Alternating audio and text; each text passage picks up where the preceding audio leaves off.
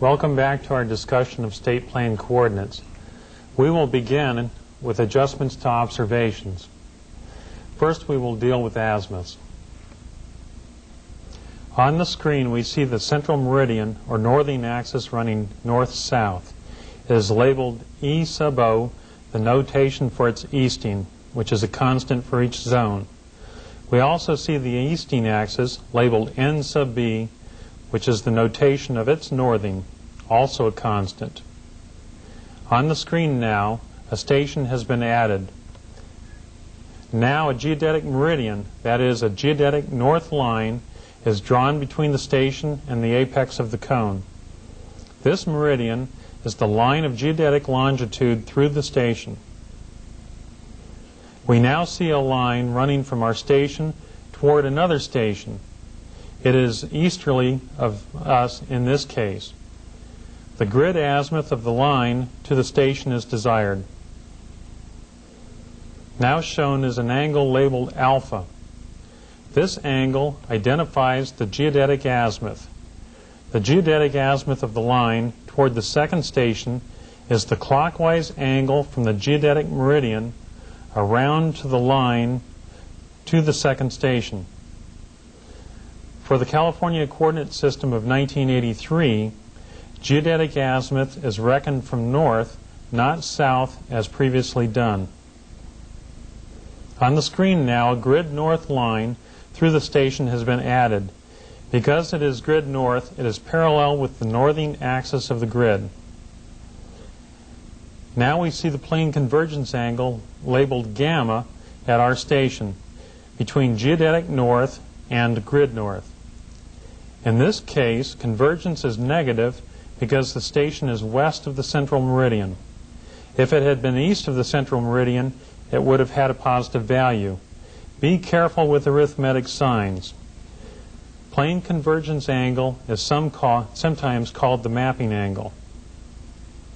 We now see the addition of an angular dimension, small t. This quantity is the grid azimuth of the line between our station and the one easterly of it. Grid azimuth is the clockwise angle at a station between the grid meridian, that is grid north, and the grid line to the other station. Next we see the equation T equals alpha minus gamma plus delta. Bearing in mind that the plane convergence angle in our drawing has a negative value, inspection of the drawing demonstrates that T is equal to geodetic azimuth minus plane convergence. The other term in the general formula is neglected here. It is variously named, often arc to chord correction or second term correction. It is usually minute, but may need to be considered for high quality work over long lines. This presentation neglects it. For CCS 83, both geodetic and grid azimuths are reckoned from north. Inverses between stations having state plane coordinates give grid azimuth and may be used directly for calculations on the grid. Plane convergence angles vary with longitude. Therefore, we must specify the station where the convergence was determined when quoting it on a map. Plane convergence may be determined in two ways. Where the longitude is not known without calculation, plane convergence can be calculated using the tabled constants of the zone and the plane coordinates. This is the same equation that we saw earlier in the inverse computation. E sub O, the easting of the grid origin, is subtracted from the easting of the station, small e. This yields the difference in eastings. Then dividing the eastings difference by the sum of R sub B, the mapping radius of the grid base, and N sub B, the northing of the grid base, less the northing of the station. This is the other leg of the triangle. These two quantities are the opposite and adjacent legs of the large conversion triangle. Their arctangent yields the plane convergence angle. If plane coordinates are not known but the longitude of the station is known, the plane convergence may be calculated using the difference in longitude between the central meridian and the station, which is a constant, b sub o. To calculate the plane convergence angle, we use the equation displayed on the screen. It determines the difference between the longitude of the central meridian, a tabled constant, and the west longitude through the station. It then proportions that difference using sine b sub o, a tabled constant. This is the same relationship that the central angle of the developed cone has to 360 degrees of longitude, as mentioned previously. If using a calculator having only 10 significant digits, such as the HP 41, it is necessary when subtracting longitudes in this equation to truncate tens and hundreds of degrees. Furthermore, it is necessary to carry all significant digits for this calculation. Therefore, use register or stack arithmetic. The last element of grid azimuth is the second term, or arc de chord correction. The Lambert system is called conformal because it is intended that field angles and grid angles should be identical. They nearly are. The second term correction is usually minute and can be neglected for most courses under 5 miles long. It is the difference between the grid azimuth and the projected geodetic azimuth. It increases directly with the change of eastings of a line and with the distance of the occupied station from the central parallel. Figuring it is neglected in this presentation. This is the equation previously seen at the end of the graphics presentation of azimuths. It states the basic relationship that grid azimuth, that small t, equals the geodetic azimuth, alpha, minus the plane convergence angle, gamma, plus the second term correction, delta. We have now finished our treatment of azimuths. We will next consider the treatment of distances, converting them from the ground surface, where they were measured, to their ultimate destination, the plane surface of the grid. This process takes the distance over several surfaces. It originates at the ground surface. The process then takes it through the surface of what is called the geoid. The geoid is a gravity surface that has an equal potential. This surface is analogous to the idea of mean sea level. However, unlike the common notion of mean sea level as a uniform surface, smoothly curving like an ellipsoid, the geoid curves up and down or undulates. These changes usually occur gradually, but nonetheless are significant over long distances.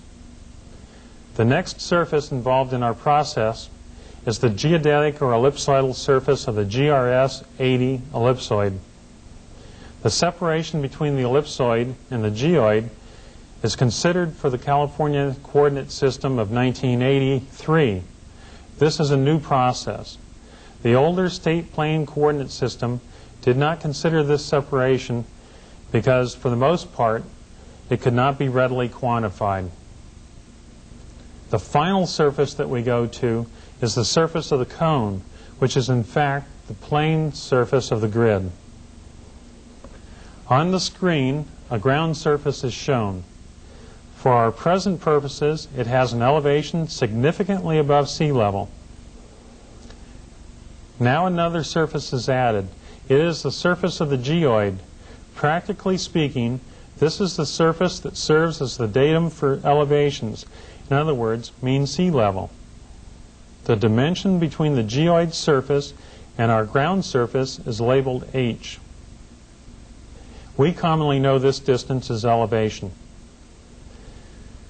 Next, we see the addition of a third surface, the surface of the GRS 80 ellipsoid. In this illustration, it lies above the geoid or sea level surface. This is the case for all 48 contiguous states. The distance at a station from the geoid to the ellipsoid is called geoid separation or geoid height, and noted by capital N.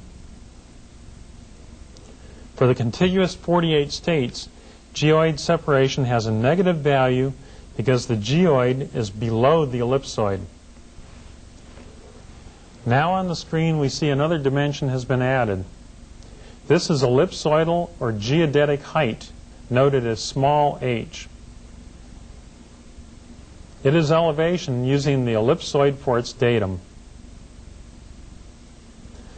Remembering that in our illustration, capital N has a negative value, it is apparent by inspection that small h equals capital N plus large H. This relationship is now shown on the screen. Now a horizontal measured distance at ground level is added. This distance is a chord and is noted as capital D. Lines are extended normal to the surface of the ellipsoid. They converge towards the center of the ellipsoid. Now on the screen we see that when a ground surface chord distance is reduced to a chord distance on the ellipsoid surface, the ellipsoidal chord length differs from the chord distance at ground level. The notation L sub c indicates ellipsoidal chord length. If ground length is above the ellipsoid surface, as in this case, the ellipsoidal chord length is shorter. If ground surface is below the ellipsoid, like along the Pacific Shore, Death Valley, and Imperial Valley, the ellipsoidal chord length is longer than the ground length. The movement of the length through the geoid is embedded in the equations used in this example and is not a separate procedure. Next we see the addition of the geodetic surface noted S. The geodetic distance occurs on the geodetic surface, that is, the surface of the ellipsoid. It is an arc rather than a chord. It is the geodetic length that is projected onto the cone. The cone's surface is not shown in our illustration, but may be located either above or below the ellipsoidal surface. This depends on whether the line is between the exact scale parallels or outside them. It also could cross one or both of them. The line is projected onto the cone's surface by lines normal to the ellipsoid. Geodetic lines between the exact scale parallels shrink when projected onto the cone, while lines outside the exact scale parallels get longer. After the line has been projected onto the cone, its length is a grid length. That is the distance between points on the grid. We begin our conversion of measured distance to grid distance by calculating the radius of curvature of the ellipsoid. Because the ellipsoid is flattened at its poles, the radius of curvature is uniform only along the equator. Except along the equator, the radius of curvature will vary as the azimuth of the line varies and also as one travels along the line. Because it varies with azimuth, the full name is radius of curvature in the azimuth. There are complex equations for calculating precise values for this radius. An approximate radius for each zone is the geometric mean radius of curvature at the projection origin. It is close enough for all but the most precise work. It can be obtained by the following equation. This equation states that an approximate radius of curvature in the azimuth, noted as r sub alpha plus or minus, may be calculated by dividing the geometric mean radius of the ellipsoid at the projection origin scaled to the grid, a tabled constant noted small r sub o, by the grid scale factor of the central parallel, which is small k sub o. This calculation yields the geometric mean radius of curvature of the ellipsoid at the projection origin. Using this approximate radius of curvature of the ellipsoid, we will next calculate the ellipsoidal reduction factor, also known as the elevation factor. The value just obtained for the approximate radius of curvature is now used in the upper equation on the screen to figure an ellipsoidal reduction factor noted as R sub E.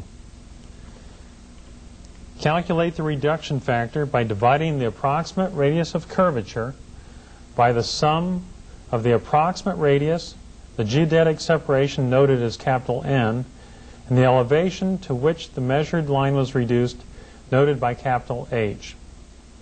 This equation in effect develops a proportion between two radii. The first is the radius of the ellipsoid at the station. The other is the radius at the ground elevation of the station. This is similar to route surveys, where the center line chord lengths of a curve may be scaled to an offset by using the ratio of the center line radius and the offset radius. The ellipsoidal chord length, noted L sub C, can be calculated by multiplying the ellipsoidal reduction factor times the ground level horizontal measured distance, noted capital D. This is shown in the lower equation on the screen. This ellipsoidal chord length is a straight line distance between 2 points on the surface of the ellipsoid. It is not a distance measured on the surface of the ellipsoid, which would be an arc length called a geodetic length. The elevation used for the measured line is usually one of the following. For triangulation, it is the average elevation of the baseline. For electronic distance measuring devices, it is the elevation to which the slope length was reduced. This is usually the elevation of the instrument or the elevation of the station mark. For tape lines, it is usually the average elevation of the line. Each 1 meter error in the geoid separation or elevation contributes 0.16 parts per million of error to the distance. Often geoid separation can be estimated for stations in the general area based upon published values for nearby stations. The value of capital N usually does not vary greatly in a given area. Examining the variations in the proximity of your work can aid in determining if anomalies exist in the area. If precise geodetic lengths are desired, a correction from ellipsoidal chord length to geodetic length on the ellipsoid surface may be applied to lines generally greater than 5 miles long. Shorter lines and lines measured in segments are essentially arcs and need not be corrected.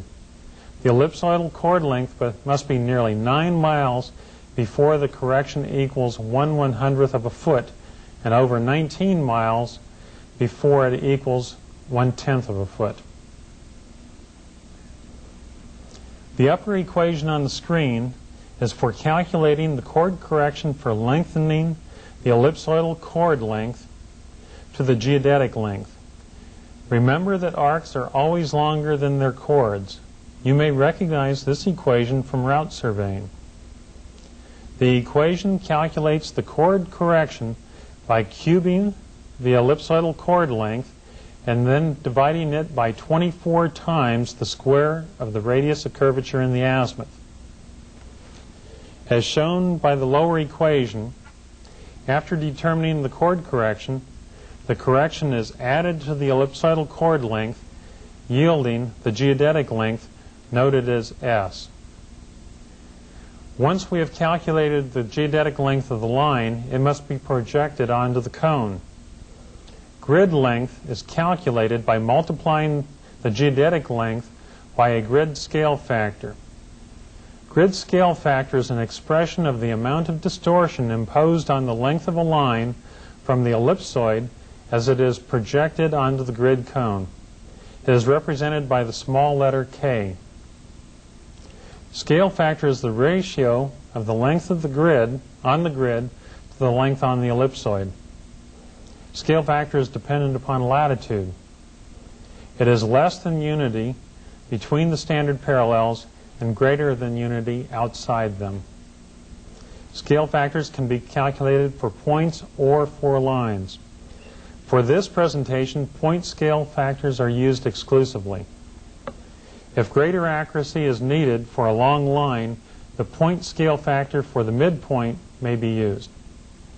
Approximate point scale factors may be interpolated from projection tables. A method precise enough for any plane coordinate work uses polynomial coefficients. We must first find the value of the radial distance discussed previously and noted as small u. If plane coordinates are known, this equation can be used to find the radial difference. This is similar to another equation we saw earlier. You may recognize the Pythagorean theorem in this equation.